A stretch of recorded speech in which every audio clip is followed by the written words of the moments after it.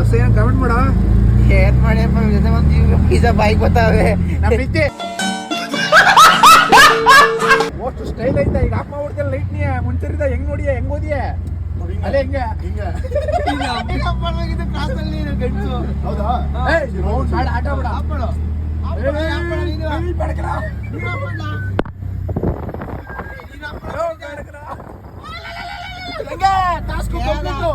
Experience ಎಲ್ಲ ಗಲಗಲ ಗಲಗಲ ಗಲಗಲ ನನಗಿದ್ರ ಒಂಥರ ಸಂತೋಷ.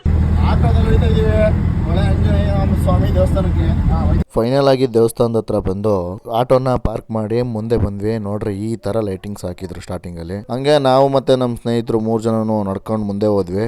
ಮುಂದೆ ಹೋದಟ್ಕೆನೆ ಇಲ್ಲಿ ವಾದ್ಯಗಳು ನುಡಿಸ್ತಾ ಇದ್ರು. ತೇರ್ನ ಎಳಿಯಕ್ಕೆ ರೆಡಿ ಆಗಿತ್ತು. ಈ ತೇರ್ನ ನೋಡ್ಕೊಂಡು ನಮ್ಮ ಬಾಸ್ ದರ್ಶನ ಪಡ್ಕೊಂಡು ಒಳ್ಳೇದಾಗ್ಲಿ ಎಲ್ರಿಗೂ ಅಂತ ಬೇಡ್ಕೊಂಡು ಪ್ರಸಾದ ಕೊಡ್ತಾ ಇದ್ರು. ಪ್ರಸಾದ ತಿನ್ನೋಣ ಅಂತ ಹೋದ್ವಿ ಗುರು. ಪ್ರಸಾದ ತಿನ್ಕೊಂಡು ಅಲ್ಲಿಂದ ನಾವು ಹೊರಟಿದ್ದೆ ಮದ್ದೂರಲ್ಲಿರುವಂತಹ ಪುರಾತನವಾದ ಉಗ್ರ ನರಸಿಂಹಸ್ವಾಮಿ ದೇವಸ್ಥಾನಕ್ಕೆ. ಸೊ ಅಲ್ಲಿಗೆ ಬಂದು ನೋಡಿದ್ರೆ ಜನಗಳು ನೋಡಿ ಈ ರೇಂಜು ಕ್ಯೂ ಇತ್ತು. ಆ ಸಾಲಲ್ಲಿ ಕಂಡಂತ ಒಂದು ಅದ್ಭುತವಾದ ದೃಶ್ಯ ಅಂದ್ರೆ ಇದೆ. ಅವ್ರ ಅಪ್ಪ ಅವನ ಮಗನನ್ನ ಮೇಲೆ ಹೆಗ್ಲು ಮೇಲೆ ಇಟ್ಕೊಂಡು ಆ ಒಂದು ದೇವಸ್ಥಾನ ತೋರಿಸಿದ್ರು.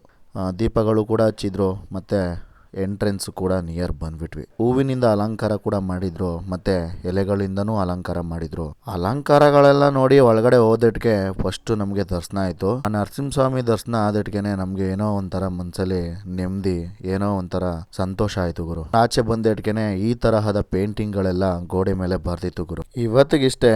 ನೆಕ್ಸ್ಟ್ ವ್ಲಾಗ್ ಅಲ್ಲಿ ಸಿಗೋಣ. Take care.